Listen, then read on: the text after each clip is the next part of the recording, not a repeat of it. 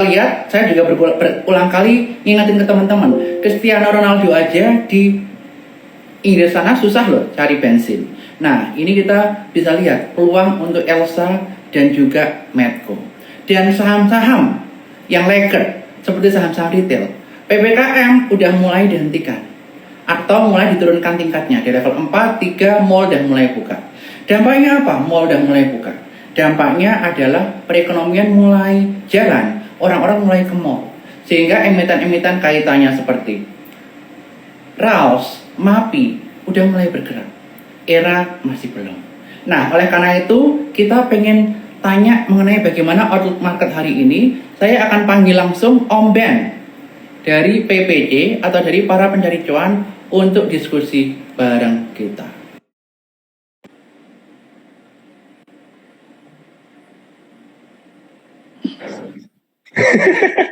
Ya, halo Om Ben, apa kabar? Aduh, totalitas banget. Sorry, aku nggak bisa ikutan pakai kostum Halloween karena dikabarinya baru tadi pagi. Saya nggak punya kostum Halloween. Nggak apa-apa. Next time kita Halloween lagi bareng Om Ben ya. Nanti di Semarang kita bikin acara namanya bareng Om Ben khusus untuk Halloween strategi. Wah, nah, siap. Sebelum kita bahas market nih, Om Ben ini merupakan sosok yang populer akhir-akhir ini di kalangan retail, terutama para pecinta scalper. Tetapi saya penasaran nih, kenapa di Instagramnya Om Ben itu namanya jalan-jalan murah? Itu yang bikin kita penasaran nih. Kira-kira kenapa Om Ben? Jadi begini ya, sorry aku, tapi hari ini kocak banget, sorry. Gak apa-apa Om Ben. Asik banget tapi ini. Ya, jadi begini, jalan-jalan murah ini kan pekerjaan saya sebelum saya menjadi full time trader ya. Jadi kenapa saya pakai Instagram jalan-jalan murah? Karena sebelumnya memang saya sudah punya followers sekitar 20 ribuan ya, 20 ribuan seperti itu. Kemudian saya berpikir kalau saya mau bikin lagi Instagram Om Ben, saya pikir sayang sekali follower 20 ribu karena banyak klien-klien saya yang juga beralih ke tertarik kepada dunia trading ya. Makanya saya berpikir ya udahlah sekalian aja saya mengedukasi mereka, saya pakai jalan-jalan murah ya. Udah sampai sekarang mau saya ganti juga nanti orang cari-cari saya lagi susah. Jadi ya udahlah biar jalan-jalan murah aja seperti itu. Ceritanya seperti itu. Oke, jadi awal mulanya Om Ben ini sebagai seorang sebagai seorang thought leader ya, seperti itu Om. Betul, ya. Ya, saya thought leader. Nah, gimana ceritanya dari seorang thought leader bisa menjadi seorang trader? Ini menjadi inspirasi buat kita semua nih, Om. Sebenarnya saya itu sudah trading dari awal, dari tahun 2017 akhir, seperti itu. Semasa saya jadi thought leader, seperti itu saya tertarik sekali dengan dunia trading dari awal karena ya menarik ya untuk menganalisa dan lain sebagainya itu. Dan semakin saya dalami, semakin passion saya seperti itu di dalam trading ya. Pada akhirnya COVID itu kan COVID-19 ya di bulan Maret semua lockdown ya. Usaha saya juga jelas saja lockdown karena saya itu destinasinya New Zealand sama Jepang yang sampai sekarang pun masih belum buka seperti itu ya. Jadi mau nggak mau ya akhirnya saya mengerjakan apa yang bisa saya kerjakan yaitu trading seperti itu. Jadi saya akhirnya jadi full time trader dan itu ternyata malah berkah buat saya seperti itu. Oke, jadi menjadi full time trader itu sejak COVID atau sebelumnya, Om Ben? Sejak COVID-19 seperti itu. Oke, nah gimana nih strategi yang Om Ben terapkan ketika menjadi full time trader sejak COVID mulai? Apa yang membedakan Om Ben dengan yang lain sehingga Om Ben ini menjadi salah satu master, terutama master untuk scalping? Sebelumnya seperti ini, jadi saya itu dari awal dulu ceritanya dari tahun 2018 itu saya berawal dari seorang swing trader seperti itu, seorang swing trader yang punya ideologinya waktu itu, market ketika marketnya bullish kan di akhir tahun seperti itu, market akan terus naik dan tidak mengalami koreksi yang terlalu dalam. Ternyata saya masih ingat di bulan Februari Maret 2018 terjadi koreksi yang masif karena IHSG-nya bentuk double top waktu itu. Dan semua saham saya rontok ya. Jadi saya ceritanya dulu ngumpulin tuh jadi seorang swing ya. Ngumpulin sampai equity saya bertumbuh 50% secara total equity itu selama 4 bulan. Tapi hilang separuh tuh cuma dalam 3 hari. Nah dari situ saya merasa, waduh kok market kok gini, kok kejem banget ya, kok gini banget ya. Saya harus mencari solusi nih. Kenapa saya nggak mau ada kejadian seperti ini, dan akhirnya saya mulai mencari, yaitu mulai belajar saham gorengan, saya mulai memperhatikan bid and offer, mulai belajar tape trading dan lain sebagainya, dan itu saya tekunin dari tahun 2018 bulan Maret sampai sekarang, dan itu setiap hari. Jadi meskipun saya bekerja sebagai seorang tour leader seperti itu kan pekerjaan saya kebanyakan online ya. Jadi saya kebanyakan di rumah aja seperti itu, bisa mantau HP, mantau laptop ya setiap hari seperti itu. Dan itu ternyata 2 tahun itu melatih saya menjadi seorang scalper seperti itu. Jadi itu yang membuat saya bisa beradaptasi dengan market ya. Dan ketika marketnya nggak enak seperti bulan-bulan Agustus kemarin, itu saya malah panen. Agustus September itu malah sangat bagus sekali buat portofolio growth saya di dalam portofolio scalping saya itu, karena ya itu sudah saya lakukan selama 2 tahun. Jadi saya ya sudah, ketika transisi pun dari semenjak saya mengerjakan tour sampai akhirnya jadi full time trader pun saya tidak mengalami banyak kesusahan. Karena apa? Karena setiap harinya saya terus berlatih ya. Jadi ketika saya harus mengurusin klien atau di Jepang seperti itu, ketika ada jeda, ada free time klien, ya saya buka HP, saya pantau market lagi seperti. Jadi memang saya tertarik dengan market dan punya passion di sana. Itu yang membuat saya mungkin membedakan dengan yang lain ya. Dan saya memiliki tekad kuat untuk belajar seperti itu.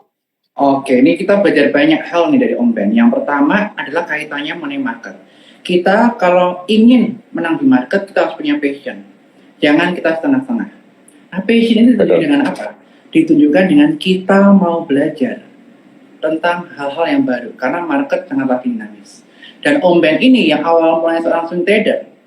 Tetapi, karena ternyata beliau lebih cocok menjadi seorang scalper, Alam meraup banyak keuntungan, terutama di bulan Juli Agustus tahun lalu ya Om Ben ya, ketika market drop. Nah oleh karena itu kita melihat bahwa mindset dan mengetahui style trading itu paling penting supaya kita bisa sukses. Jadi teman-teman pertama perhatikan mindset, harus mau belajar, mau berjuang, dan yang kedua temukan trading style yang tepat. Nggak semuanya harus menjadi seorang swing, scalper atau investor, tapi sesuaikan dengan risk profile masing-masing. Seperti itu yang aku setuju. Ya, setuju banget saya. Nah Om Ben, aku juga penasaran nih, kenapa akhirnya dari Om Ben ini seorang trader bisa mendirikan namanya komunitas para pencari cuan. Silakan Om Ben.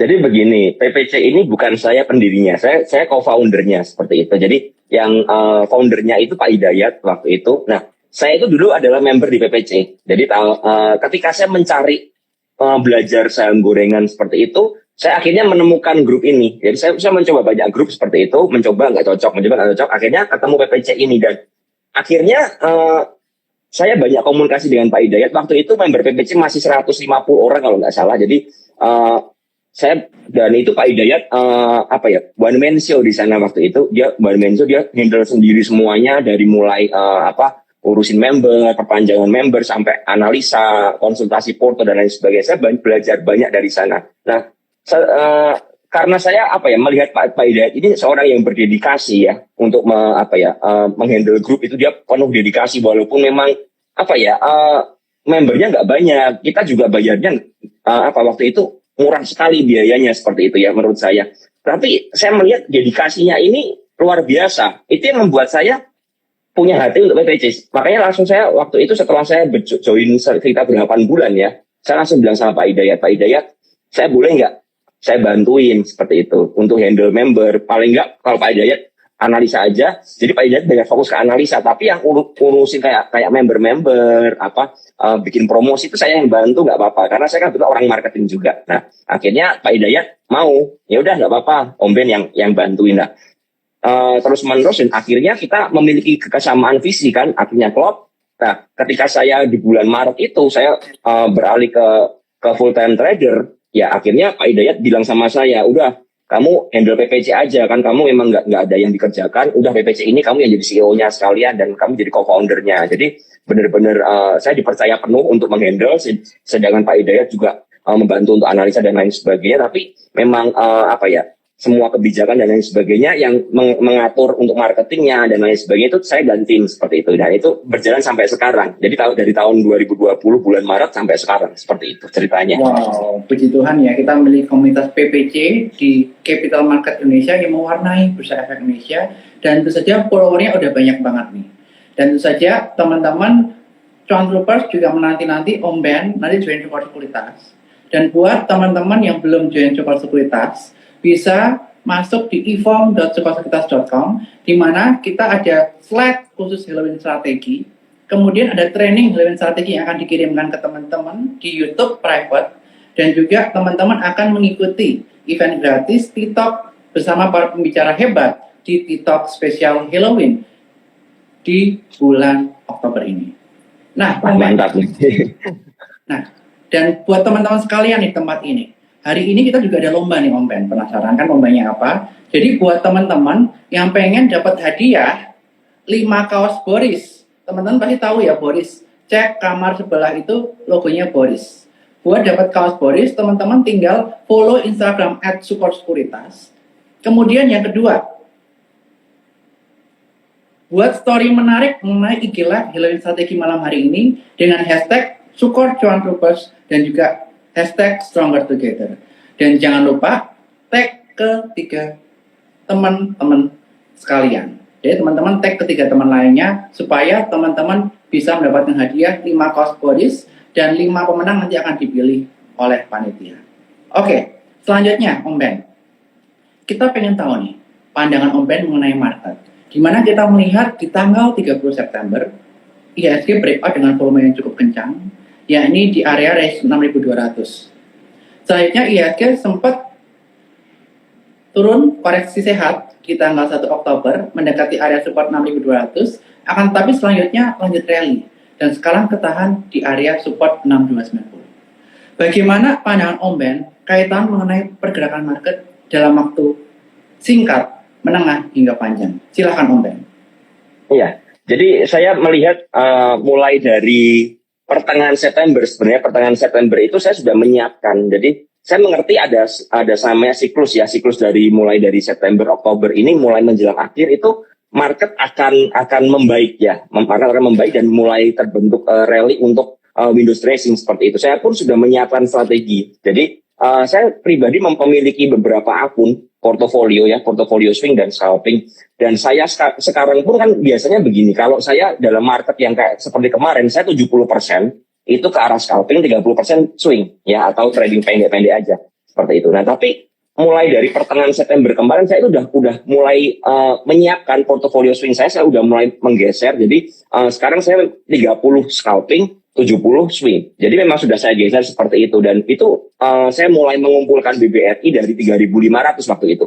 Ketika mulai terkoreksi masif itu saya mulai ngumpulin, dan saya udah bilang sama teman-teman, bahkan di beberapa IG live sama member juga saya bilang jangan sampai teman-teman ini keasikan dengan saham gorengan, lupa kalau ada yang namanya momentum di Oktober ini yang disebut Halloween strategi ini jangan lupa, jangan sampai kelewatan, karena kalau kita asik dengan saham-saham gorengan, akhirnya akan terlewat momentum yang luar biasa untuk kita mengoleksi saham-saham swing ya dari bawah, dari harga-harga diskon itu. Jadi pandangan saya buat IHSG ini memang arahnya sudah terbentuk bagus sekali, dan saya tidak terlalu mempedulikan jujur aja untuk news ada news jelek dan lain sebagainya. Karena saya melihat memang inflow asing di IHSG kita, terutama di dua bank ya, BBRI dan BBCA itu sangat masif dan konsisten sekali. Jadi menurut saya semua berita-berita negatif buat saya itu adalah kesempatan. Malah saya berharap orang panik sell sehingga kita dapat harga diskon. Ya. Karena kalau memang IHSG-nya di drive terus ke atas seperti itu buat saya, menurut saya kok kita nggak akan bisa dapat harga yang terbaik ya, karena didorong terus ke atas seperti itu. Tapi kalau ada seperti koreksi sehat seperti hari ini, contoh CTRA ya hari ini ya, CTRA menguji ke arah 1000, ini peluang buat kita untuk kita entry. Nah, betul. Permasalahannya kita ngerti nggak? Jangan sampai teman-teman di sini, terutama buat yang suka ngikutin saya ya, waduh, mereka teman-teman mungkin berpikir bahwa saya itu seorang scalper gorengan. Enggak, sebenarnya ketika marketnya udah mengarah ke arah bullish seperti ini, saya langsung switching, dan saya memang sudah mempersiapkan juga, dan teman-teman di PPC juga yang member-member sudah ngerti kalau memang tiba-tiba kok list swingnya PPC ini semakin banyak ya, karena memang marketnya bergeser ke arah sana, dan ini memang harus dimengerti buat semua trader. Karena begini, saya mengamati di saham-saham gorengan seperti ini, saham-saham gorengan ya yang biasanya manggung di saat IHSG-nya itu merah atau blue chip-nya itu melemah koreksi, itu apa ya, menurut saya akan mati. Saham-saham gorengan itu akan redup ya, tidak bisa kita manfaatkan ketika memang ada inflow yang bagus untuk saham-saham blue chip dan big caps. Makanya teman-teman bisa lihat kan, saham-saham gorengan kok akhir-akhir ini kok nggak greget gitu ya, nggak greget sekali, tapi malah apa ya, seperti CTRA, seperti BBRI, BBNI itu bagus banget. Nah, ini yang teman-teman harus waspadai. Makanya saya sempat juga bikin postingan kan, jangan sampai nanti BBRI di harga 4 ribuan ke atas teman-teman masih nyangkut di saham-saham gorengan yang sudah nggak ada volumenya, yang mulai ditinggalkan. Jadi pandangan saya buat jangka pendek ini adalah bagus sekali ya buat IHSG kita untuk naik ya. Jadi saya selalu melihat setiap kali penurunan selama ada inflow asing, akumulasi yang bagus, itu adalah peluang buat kita untuk entry. Seperti itu. Ketika harganya di drive ke atas rally, saya selalu bilang saya itu tidak suka untuk masuk di saham-saham ya yang sedang di drive rally, yang hijau kencang, karena saya nggak suka ngejar harga seperti itu. Lebih baik saya mencari saham-saham yang memang yang posisinya sudah mulai reversal, uptrend seperti itu, tapi ada koreksi-koreksi ya, dibanting lah atau dibuat minus 3%, minus 4%. Bahkan kemarin waktu BBCA itu di akhir bulan kan ditarik ya ke 35.000, kemudian besoknya kan sampai minus 3% lebih. Itu saya malah entry di BBCA karena itu peluang saya untuk mendapatkan BBCA di harga murah lagi, untuk dapat harga bawah lagi. Nah, ini yang mesti teman-teman perhatikan menurut saya. Jadi untuk IHSG menengah dan jangka panjangnya menurut saya masih sangat bagus sekali, apalagi masih untuk sampai akhir tahun ya. Saya nggak ngerti apa IHSG bisa sampai di harga 6.700, 6.800, saya nggak ngerti. Cuman yang saya ngerti adalah ketika memang inflow-nya asing ini sangat bagus sekali dan konsisten, maka saya melihat IHSG ini prospernya sangat cerah sekali, dan ini kita bisa manfaatkan untuk kita mendapatkan profit-profit dari saham-saham yang saham-saham lama ya, saya bilang ya, yang terlupakan. Dengan seiring waktu ada saham-saham teknologi ya kan, yang saham-saham bank digital, itu saham-saham lama rasanya kan terbuang sekali, nggak diperhatikan. Tapi sekarang kelihatan ya saham-saham lama seperti LQ45 ini greget lagi menurut saya. Hardware, kemudian kayak CTRA, SMRA ini ada powernya lagi, dan ini kita bisa manfaatkan untuk kita dapat profit di saham-saham tersebut. Kalau pandangan saya seperti itu, Kobe. Oke, jadi ketika IHSG confirm breakout dengan volume kencang di area 6.200, Om Ben sudah yakin ya bahwa fase bullish sudah mulai terjadi di IHSG, inflow asing sudah cukup kencang, tinggal kita manfaatkan. Ketika IHSG terkoreksi, saham-saham yang mendekati ke arah breakout-nya bisa kita koreksi. Seperti contohnya tadi ada CTRA di dekat area 1000, SMRA di area dekat area 900, dan beberapa saham lainnya lagi yang banyak direkomendasikan oleh Om Ben di PPC maupun di Support Cuan Trupers Channel. Jadi teman-teman yang ingin join Support Sekuritas, jangan lupa buka di ifom.supportsekuritas.com. Nah Om Ben, kita juga pengen tahu nih Om Ben, saat ini ketika market bullish, yang gerak adalah saham blue chip, komposisi antara swing trading dibandingkan dengan scalping, berapa persen dibanding berapa persen menurut pandangan Om Ben? Kalau saya, jadi begini, kalau ngomong persentase mungkin 70 dan 30 ya, jadi 70 swing, 30 untuk scalping. Saya selalu bercanda sama teman-teman sih, dan di dalam IG Live juga seperti itu, bahwa scalping di masa-masa IHSG bullish ini, scalping ini cuma cari jajanan untuk makan siang aja lah.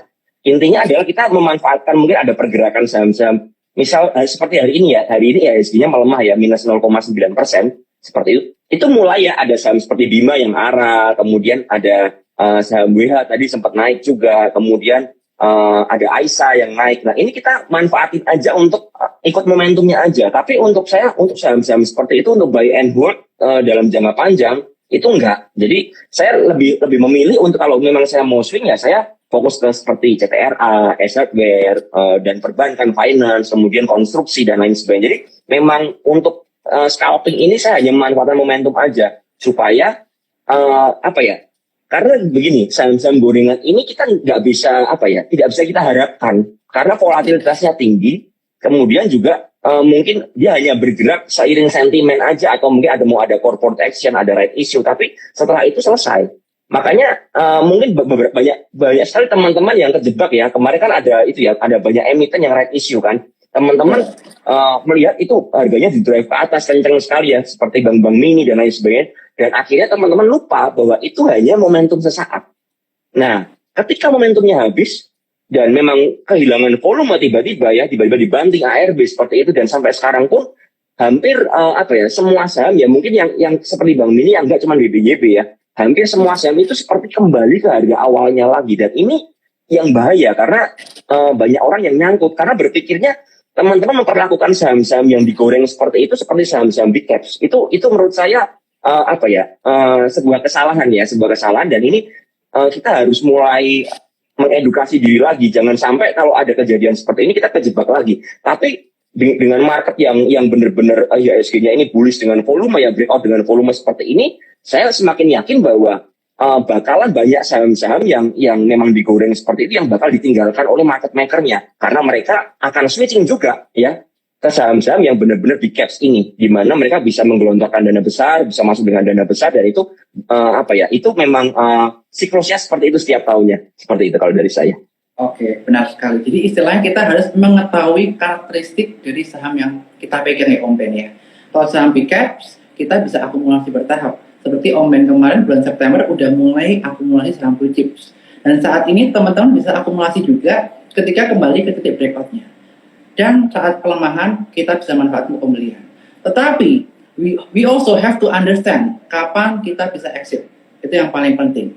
Untuk saham-saham second liner, third liner, ketika patah tren atau ketika telah membentuk reversal pattern, bearish reversal pattern, teman-teman harus paham, we have to exit karena chart itu nggak pernah bohong. Itu yang bisa kita pelajari. Ketika big money melakukan exit atau distribusi, kita bisa lihat dari chart. Dan Om Ben juga melakukan hal tersebut ya Om Ben ya? Iya, betul. Dan kemudian Om Ben, kaitannya mengenai saham-saham blue chips. Sektor apa yang menurut Om Ben menarik untuk diperhatikan dan dilirik untuk menjadi bagian dari portofolio teman-teman cuan bebas di sini?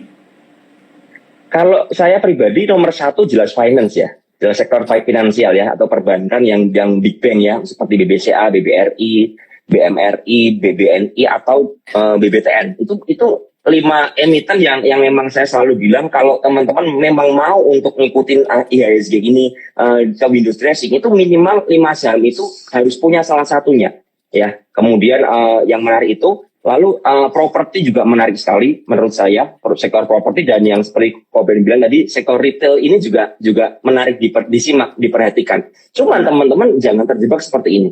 Jangan sampai teman-teman, kita kan jadi ada banyak sektor ya, seperti finance, consumer, seperti konstruksi dan lain sebagainya. Jangan sampai satu portofolio teman-teman itu isinya perbankan semua, finance semua. Ini bahaya sekali. Karena ketika finance nanti terkoreksi, portofolio teman-teman akan goyang, nggak ada penyeimbangnya. Tapi ketika teman-teman mungkin satu sektor aja cuma punya 2 saham, misalnya pilih BBCA, BBRI, misal seperti itu, atau konsumsi teman-teman pilih ADI atau Wika dan lain sebagainya. Nah itu teman-teman portofolionya bisa balance, bisa bagus. Ketika ada koreksi nanti yang ada sektor lain yang akan menyeimbangkan. Jadi ketika perbankan koreksi bisa aja properti yang naik, ya kan? Nanti properti koreksi bisa jadi konsumsi yang naik atau konsumer yang naik. Jadi ini benar-benar membuat portofolio kalian balance dan ini membuat portofolio yang sehat ya. Jadi saya soalnya banyak kali menemukan portofolio teman-teman ini ada sampai yang punya perbankan tuh 4 saham atau 5 saham.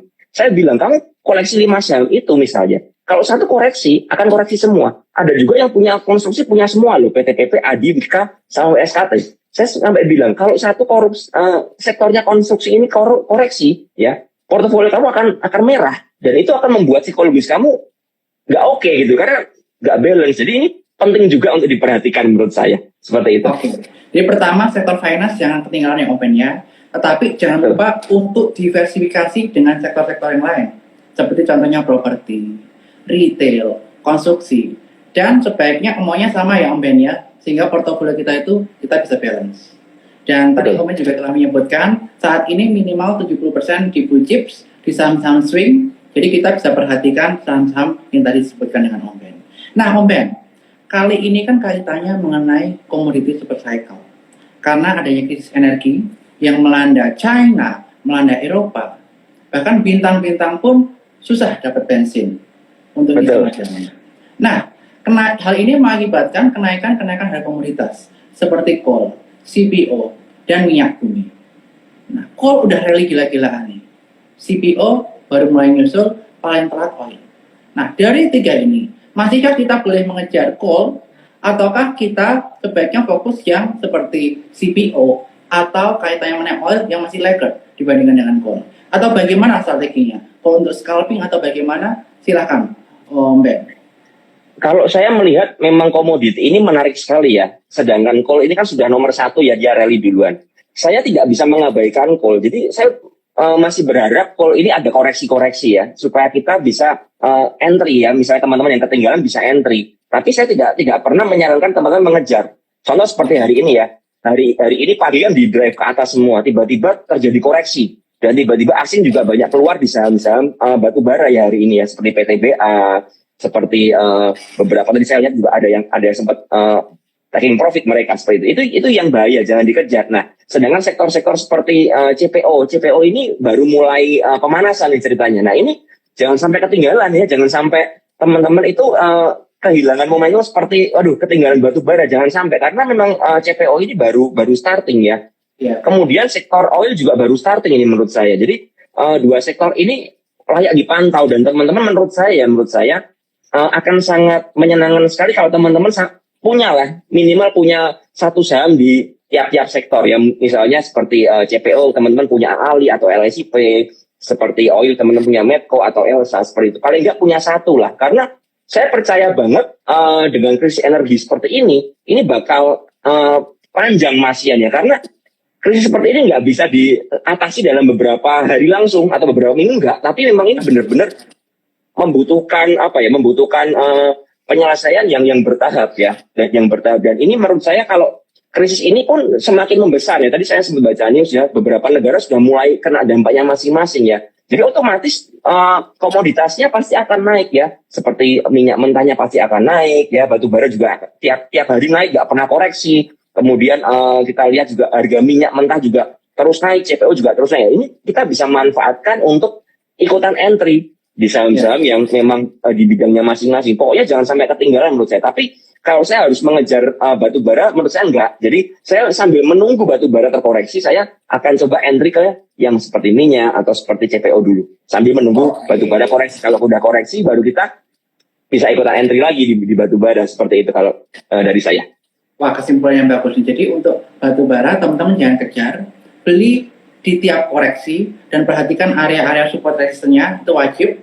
Dan untuk saham-saham LSIP atau saham-saham CPO dan sama minyak bumi seperti LSIP atau ALI atau kaitannya Medco, Elsa, teman-teman bisa pantau, dan ini baru mulai nih pemanasan. Jadi teman-teman bisa entry, tapi tetap perhatikan money management dan perhatikan area support and resistance. Yang mana trainingnya itu ada di Support Cuan Cepet juga. Teman-teman bisa buka di ifom.sukarsekuritas.com, dan jangan lupa follow juga Om Ben dan komunitas para pencari cuan, yang mana komunitas ini juga soon akan bekerjasama dengan Support Sekuritas. Amin. Amin, nah, mantap. Om Ben, tadi kan kita sebut sektornya banyak banget nih. Ada finance, ada properti, konstruksi, ada CPO, coal, kemudian oil.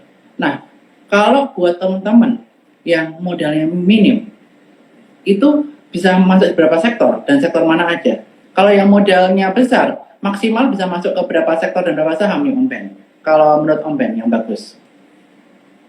Kalau saya ada beberapa teman kemarin ya, kan gara-gara seringnya kita rekom gorengan ya di BPC, banyak yang mulai teriak, aduh Om Ben jangan rekom saham-saham sultan yang mahal-mahal dong, kasih yang murah-murah. Saya bilang, ada kok, kita bisa saham murah, contoh komoditas ya. Misalnya teman-teman mau di saham oil, kita punya Elsa ya yang cukup murah, yang di harga 300-an waktu itu Mas Yan. Dibandingkan Medco, misalnya Medco harganya 500-an, teman-teman merasa itu mahal ya, bisa cari yang Elsa. Kemudian misalnya ya CPO ini kan mahal nih, ALI kan 10.000, 9.000-an ya. Teman-teman bisa melirik ke LSIP mungkin, atau mungkin kalau LSIP masih kemahalan ya bisa cari yang seperti di SNG atau SSMS seperti itu masih ada peluang ya seperti itu ya. Kemudian ketika Contoh batu bara juga. Kalau memang kemahalan ya jangan masuk ITMG, masuk aja Ya. misalnya Indi. Kalau Indi masih kemahalan masih bisa masuk ke Doit kita. Tapi memang teman-teman harus perhatikan juga teknikal analisanya bagaimana, trennya bagaimana. Karena walaupun sektornya sama, tapi mungkin ada beberapa saham ini yang jauh lebih bagus, lebih kenceng naiknya karena memang sudah uptrend atau sudah breakout dari downtrend lainnya dan lain sebagainya. Nah, untuk teman-teman yang modal minim, menurut saya ya paling enggak teman-teman kalau memang bisa masuk ke 3 sektor komoditi itu salah satu tiap sektor satu saham aja. Tapi kalau teman-teman memang cuman punya 2 aja ya menurut saya kalau teman-teman belum punya batu bara ya teman-teman bisa skip yang batu bara dulu. Karena kan udah naik tinggi kan, teman-teman bisa cari CPO atau oil dulu. Tapi kalau buat teman-teman yang memang duitnya duit sultan nih, ya silakan. Kalau paling enggak ya satu sektor maksimal 2 aja, nggak usah banyak-banyak ya, maksimal 2 aja supaya yang tadi saya bilang diversifikasinya masih bagus karena selain dari sektor komoditi ini yang lain juga seksi-seksi nih sektornya nih. Cuman memang kita harus mulai mengatur ya money manajemennya. Nanti kalau market ini benar-benar bullish ya, saya rasa teman-teman akan merasa kesusahan karena apa? Uang cashnya habis, udah beli semua. Kok masih ada yang bagus nih? Mau beli nggak ada duit. Ya, jadi ini benar-benar itu kendala ya ketika market bullish ya. Ketika marketnya bearish, pada nyangkut semua. Ketika marketnya bullish, bingung mau beli pakai apa karena sudah terlanjur masuk semua dan mungkin sudah 100% porsi semua di tiap-tiap saham. Nah, ini yang teman-teman harus pertimbangkan untuk diversifikasi dari awal seperti itu kalau saya. Oke, jadi intinya diversifikasi sesuai dengan portofolio teman-teman dan jangan kebanyakan sahamnya, maksimal 10 ya Om ya. Iya. Saya pribadi malah maksimal di bawah 10. Jadi saya ini sedang lebih ke arah fokus ya. Saya pun properti hanya pegang 1 saham. Kemudian perbankan saya hanya pegang 2 saham. Kemudian sektor retail saya juga cuma pegang 1 seperti itu. Jadi supaya nggak terlalu banyak ya. Mungkin nanti saya oil ada 1, CPO saya ada 1, batu bara saya ada 1. Jadi karena saya nggak pengen gini. Ada satu kendala lagi sih. Kalau kita punya banyak portofolio ya, banyak saham di portofolio kita kayak supermarket ceritanya nih. Kita punya 30 atau 50, itu menurut saya tidak efektif. Jadi profitnya ini ya profit tapi kecil-kecil semua. Dan itu menurut saya lebih suka saya mencari di mana saham-saham yang paling tajam, paling sharp ya seperti itu ya, paling uptrend, seperti udah paling bagus chartnya dan paling enteng pergerakannya, paling diakumulasi oleh asing seperti itu. Nah itu saya akan fokus ke sana aja. Jadi per sektor itu seperti itu. Jadi supaya benar-benar kita menghasilkan profit di akhir tahun ini benar-benar profit yang maksimal sesuai dengan diversifikasi yang ada. Kalau dari saya seperti itu. Oke, jadi intinya teman-teman portofolio jangan kebanyakan karena nanti profitnya nggak maksimal. Tetapi tadi kisi-kisinya Om Ben nih, perbankan ada 2, wajar lah. Kenapa? Karena weightingnya paling besar di IHSG, 25%. Kalau IHSG rally, yang paling terdampak pasti disebabkan oleh saham-saham perbankan. Ada properti, ada retail, udah 4, CPO, kemudian batu bara, dan satu lagi oil, ada 7. Nah, ini banyak pertanyaan nih. Kalau konstruksi gimana sih Om Ben? Ini kan juga ada balik arah. Apakah peluangnya semenarik itukah? Karena biasanya konstruksi-konstruksi ini rally di bulan November, Desember, Januari. Silakan Om.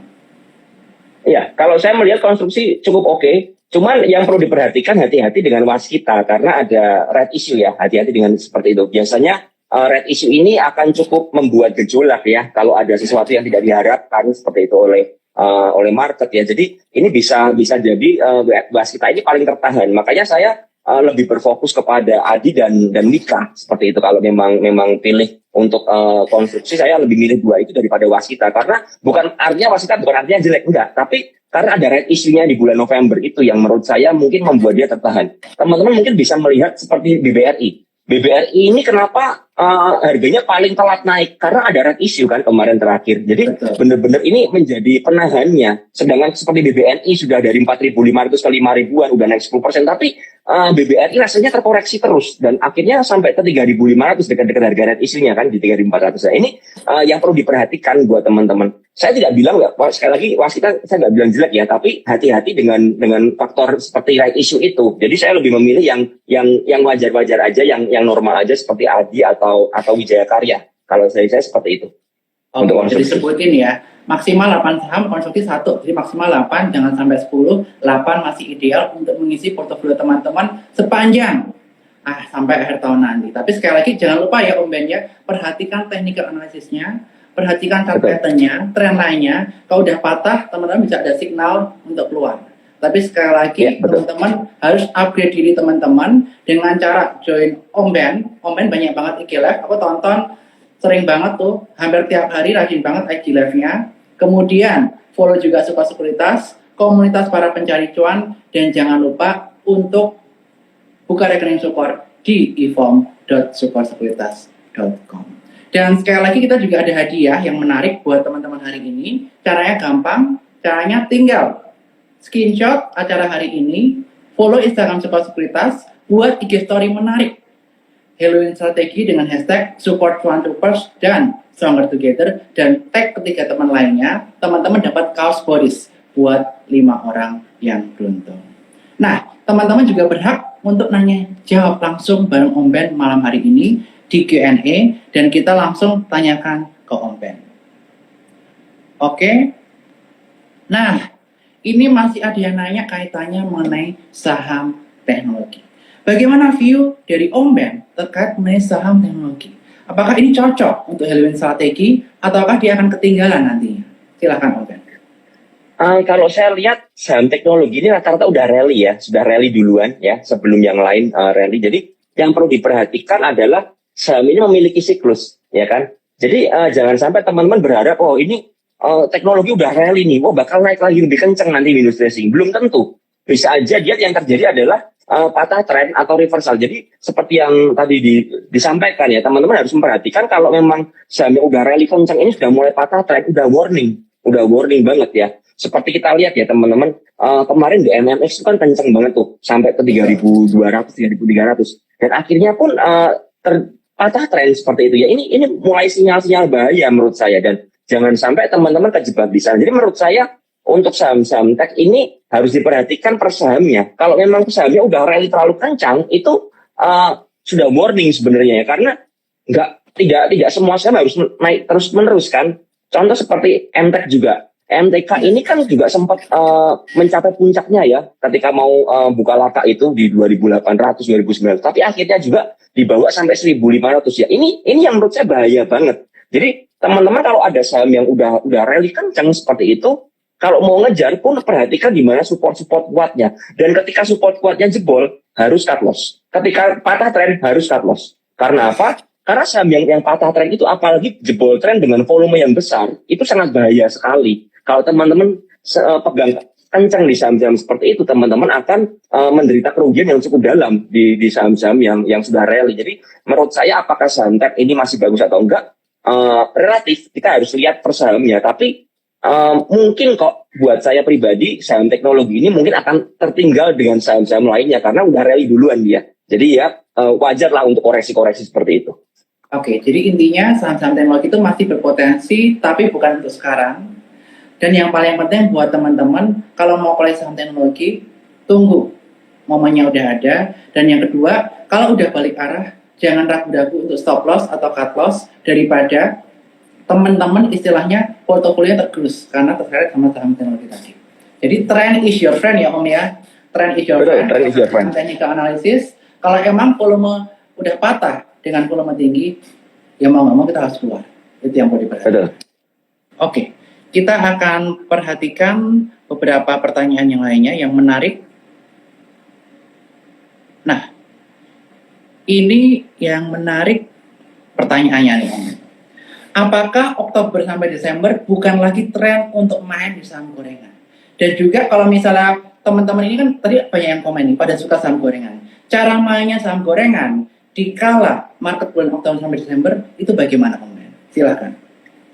Ya, bukan berarti saham gorengan tidak akan manggung di dalam tren Windows dressing seperti ini yang mengarah ke market bullish seperti ini. Bukan berarti nggak akan manggung. Ada kalanya dia sesekali 2 kali manggung. Contohnya hari ini udah kelihatan banget ketika marketnya terkoreksi, mungkin ada orang yang butuh mainan ya seperti itu, tiba-tiba saham-saham yang seperti Bima pun bisa arah ya, tiba-tiba bisa volatil, dan ini kita hanya manfaatkan aja.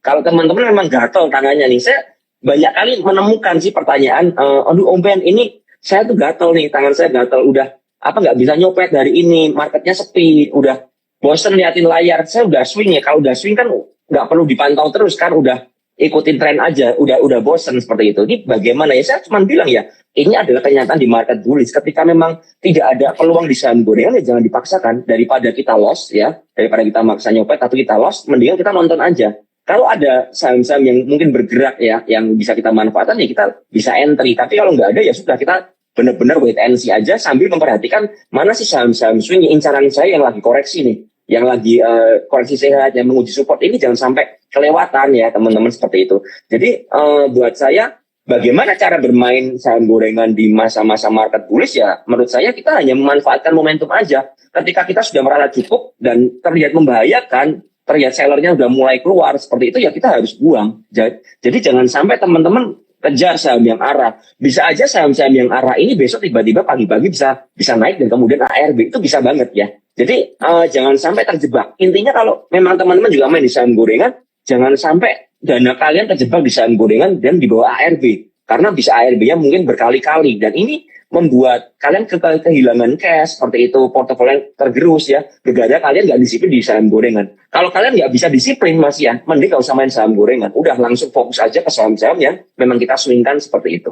Kalau dari saya seperti itu. Banget nih mindsetnya dari Om Ben. Jadi pertama teman-teman perhatikan. Kalau teman-teman nggak sempat mantengin market, nggak sempat untuk belajar lebih lanjut, belajar teknik analisis, nggak disiplin, jangan saham gorengan. Halloween strategi saat ini bukan hal yang menyeramkan, malah menjadi momen bagus buat kita untuk buy on weakness ketika area-area koreksi, terutama ketika IHSG dan di zona merah. Dan Om Ben tadi menyampaikan ya, Om Ben ya, minimal 70% di saham swing. Buat teman-teman yang bisa mantengin saham-saham gorengan boleh, tapi maksimal exposure-nya 30%. Dan harus disiplin, ketika sellernya udah cukup kuat, jangan lupa untuk lakukan aktivitas sell off. Seperti itu ya Om ya? Betul, betul sekali. Ini banyak banget pertanyaan Om nih. Ini ada komen yang bagus banget nih. Halo Kopean, sering-sering ngisi pengajaran di Sukor, kalau bisa rutin. Amin, Om Ben akan segera Amin, boleh nggak apa-apa. Selanjutnya, ini ada pertanyaan yang menarik. Kaitannya mengenai beberapa saham, boleh ya Om ya? Ngomongin saham? Boleh, nggak apa-apa. Oke. Kita bahas mengenai saham-saham spesifik. Tadi disebutin ada saham perbankan, beliau menyebutkan BBTN, dan saham retail. Beliau menyebutkan S Hardware. Bagaimana pandangan Om Ben terkait mengenai dua saham ini? Silahkan. Kalau BBTN udah jelas banget ya, BBTN udah breakout dengan volume yang bagus. Sudah untuk BBTN buat saya sekarang saya lagi mencari untuk tambah posisi di area-area koreksinya ya. Jadi untuk BBTN buat saya apakah bisa di-hold sampai akhir Desember? Saya bilang bisa banget karena posisinya sudah bagus sekali di BBTN ini, sudah mengarah ke arah bullish menurut saya. Jadi ini udah layak ya kita perhatikan baik-baik. Sedangkan bagaimana dengan S Hardware? S Hardware jujur aja pribadi saya hari ini baru entry S Hardware karena saya perhatikan hari ini S Hardware ini mantul dari support kuatnya dan mantulnya pun dengan volume ya. Dan ini saya tadi sempat entry juga di area 1300, saya udah entry 1300 dan saya tambah lagi di 1330 tadi seperti itu karena saya melihat waduh ini kok bagus banget volumenya, saya tambah sekalian deh, jadi apakah bisa di hold juga? Menurut saya selama terjaga di atas 1280 untuk S Hardware saya rasa fine aja kita pegang seperti itu ya. Tentu saja teman-teman kalau entry sekali lagi saya sangat menyarankan cari di area koreksi. Saya selalu mengajarkan seperti ini. Kalau teman-teman FOMO nih, aduh saya takut nih kalau entry di koreksi nggak dikasih barang, ya udah harga aja 10% porsi aja, nggak usah banyak-banyak, 10% dulu aja. Tujuannya apa? Supaya teman-teman dapat barang. Karena belum tentu di market-market yang seperti ini kita dikasih barang. Contoh lah, kita lihat BBR ini nggak turun-turun nih, diakumulasi asing terus, turun tapi ditahan. BBCA juga seperti itu. Kadang-kadang kita bisa nggak dapat barang kalau kita terlalu nawar ala emak-emak, saya bilang seperti itu. Makanya buat teman-teman boleh silakan, kalau memang mau halka silakan, tapi kembali lagi porsinya yang kecil. Jangan halka langsung 100% porsi all, itu jangan banget. Itu salah besar. Nanti ketika dibawa koreksi kalian bakal galau, bakal pusing, ya bakal bingung seperti itu kalau dari saya. Oke Om Ben, jadi istilahnya buat BBTN ini juga masuk menu Halloween-nya dari Sukor Sekuritas ya, yang kemarin Sabtu. Jadi area breakout-nya kemarin di area 1480, mendekati area breakout, itu kita bisa buy on weakness situ. Itu menarik banget teman-teman. S Hardware juga mantul di area support, Ramayana juga masuk rekomendasi kita, dia ada titik breakout juga, dan juga MAPI nih. Nah, buat teman-teman yang pengen tahu saham-saham Halloween dari support gimana, bisa daftar rekening di eform.sukosuka.com, dan jangan lupa nanti bisa bergabung di komunitas support cuan troopers, dan jangan lupa juga follow Om Ben, dan juga komunitas para pencari cuan, karena kita bakal sering collab nih. Oke, selanjutnya kita akan ada pertanyaan yang menarik dari teman-teman sekalian, yaitu kaitannya mengenai duo kertas yang juga manggung dan udah mengalami pola breakout semacam inverted head and shoulders. Bagaimana pandangan Om Ben kaitannya mengenai duo kertas, yaitu INKP dan juga Tekim? Silakan. Dua kertas jujur aja saya juga punya di Porto ya. Tadi belum saya sebutkan, saya punya Tekim. Saya malah punyanya Tekim bukan INKP karena saya ketinggalan INKP waktu itu. Tekimnya belum mulai, akhirnya saya masuk ke Tekim ya. Karena ini pergerakannya relatif sama ya. Pergerakannya relatif sama seperti itu. Buat saya pribadi sih untuk Tekim atau INKP tetap kalau ada koreksi-koreksi ke area support saya akan nambah. Bahkan tadi saya sempat beli di 7825. Kebetulan saya antri dari pagi ya. Dari pagi, dan 7825 itu adalah lolos hari ini ya. Kebetulan karena saya antri di awal udah dapat nih ceritanya, udah dikasih. Tapi saya untuk pembelian itu saya pakai sistem piramida ya. Jadi saya memiliki average di bawah 7.300 ya untuk Tekim seperti itu. Jadi saya untuk menambah untuk average up pun tidak agresif. Saya selalu memakai sistem piramida di mana pembelian di atas itu semakin kecil. Jadi supaya saya bisa menjaga average saya ketika ada koreksi masif atau diskonan yang menurut saya cukup menarik. Ya itu baru saya mungkin akan melakukan pembelian dalam jumlah yang lebih besar lagi. Tapi untuk koreksi-koreksi sehat aja di area-area support seperti di tadi 7.800-an, saya tetap akan beli, tapi porsinya sudah saya atur sedemikian rupa sehingga average saya tetap terjaga di area bawah. Apakah ini menarik? Saya bilang ya, INKP dan Tekim sangat menarik sekali untuk kita simpan mungkin sampai 1 atau 2 bulan ke depan ini. Oke, intinya sekarang banyak saham menarik, jangan kelewatan momen untuk masuk ke pasar saham. Oke, kita lanjutkan lagi pertanyaan lainnya nih. Ini masih ada kaitannya mengenai saham digital. Kita berbalik dulu nih, biar teman-teman yang bukan saham digital juga mendapatkan pencerahan. Kira-kira menurut Om Ben, bagaimana pandangan tentang Friend yang hari ini ARB dan juga Agro yang akan membentuk semacam pola bearish reversal, akan breakdown dari support kuatnya? Kira-kira pandangannya bagaimana? Silakan. Kalau saya Friend saya sudah sampaikan dari awal ya, kan banyak sekali ya teman-teman ini suka dengan saham Friend kan. Sudah sejak 2 minggu lalu kalau nggak salah saya sudah bilang buat teman-teman waktu itu, hati-hati Friend itu di bawah 113 itu sudah nggak nyaman lagi, udah nggak enak buat saya menurut saya. Jadi saya melihat ketika dia jebol 113 sudah saya langsung unfriend aja seperti itu, dan itu terjadi penurunannya sekarang di harga 98 kalau nggak salah tadi terakhir saya lihat ya di ARB-nya, dan kembali lagi ARB-nya ini juga dengan volume. Artinya apa? Artinya saham-saham seperti ini mulai mengalami pembalikan arah, breakdown dari tren lainnya seperti itu ya, jebol support, jebol tren lain, dan jebolnya pun dengan volume besar. Ini yang perlu diwaspadai. Jangan sampai teman-teman telat nih. Udah mungkin ya nanti udah di 85 baru teman-teman kaget. Aduh gimana nih Friend, aku udah minus dalam sekali. Nah pertanyaannya tadi saya nanyain waktu Friend itu masih di harga 100-an kalian ngapain? Ketika sudah jebol itu kalian ngapain? Kok masih mempertahankan saham-saham yang menurut saya udah nggak berpotensi? Untuk Agro pun benar itu sudah mulai juga bearish reversal ya.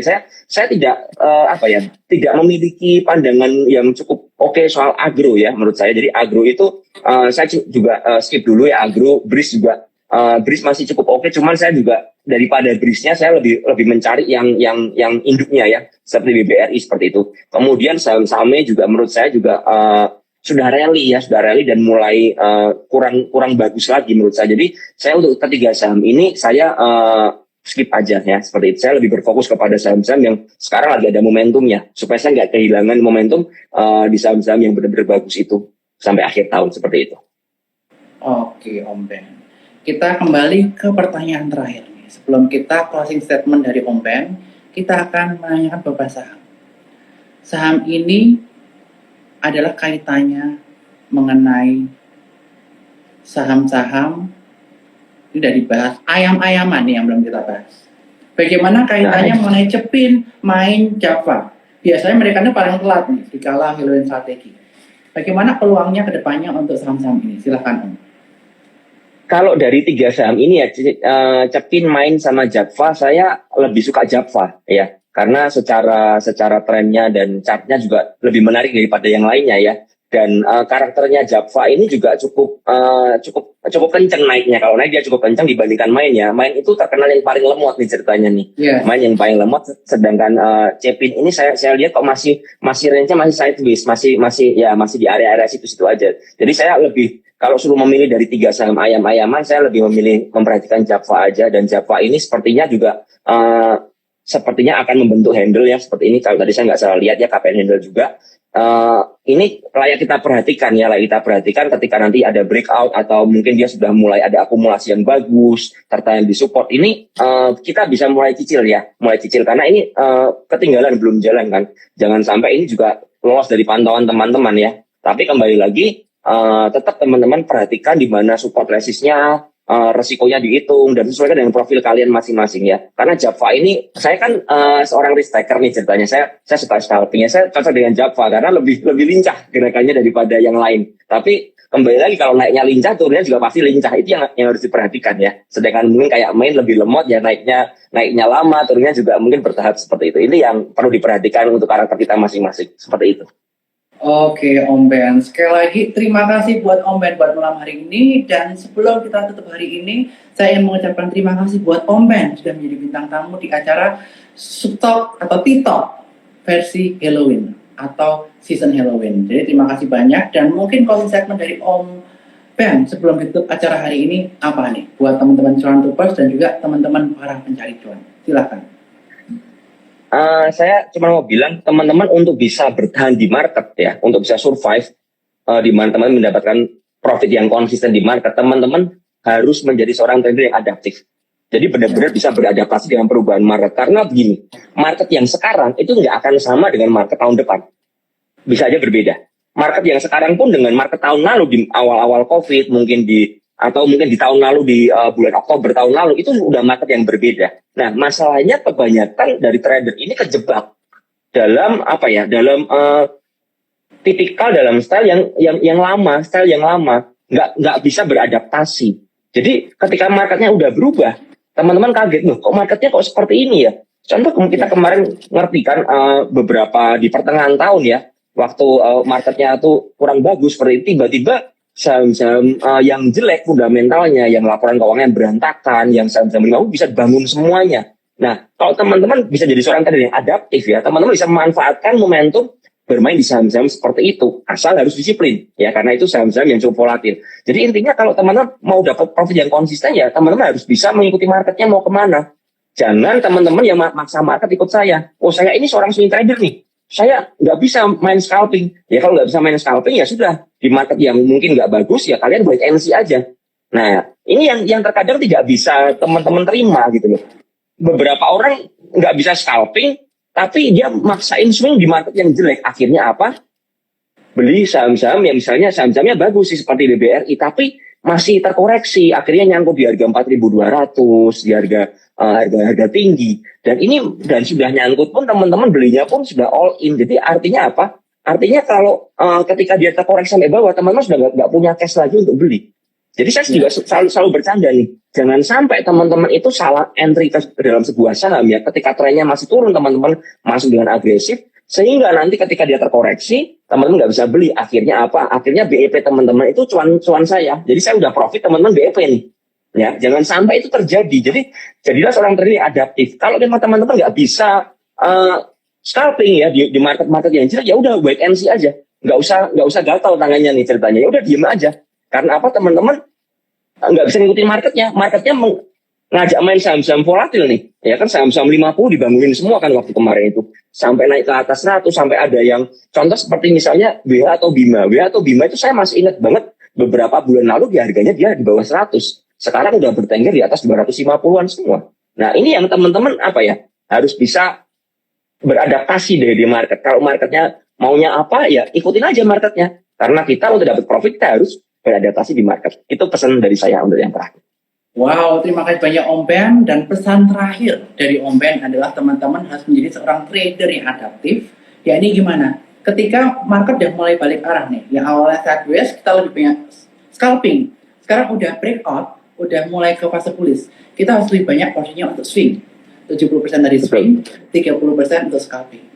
Atur money management, dan tadi Om Ben sudah mengatakan sektor-sektor yang menarik, ada perbankan, ada retail, kemudian properti, kemudian konstruksi, CPO, kemudian coal, dan juga oil. Bisa diperhatikan, tapi sekali lagi beli jangan kejar harga. Kalau kejar harga, porsinya dikecilin, nanti beli lagi tambah waktu pullback, dan sekali lagi tiap koreksi di era Halloween saat ini manfaatkan untuk koleksi. Sekali lagi terima kasih Om Ben buat waktunya malam hari ini. Ya, makasih. Dan terima kasih buat para pencari cuan dan juga cuan troopers. Jangan lupa untuk buka rekening Sukor di e-form.sukorsekuritas.com atau di link sini. See you semuanya dan see you buat besok di saham pagi ya teman-teman jam 8.35 di Clubhouse. Bye bye. Thank you Om Ben. See you soon. Thank you. Bye bye. See you.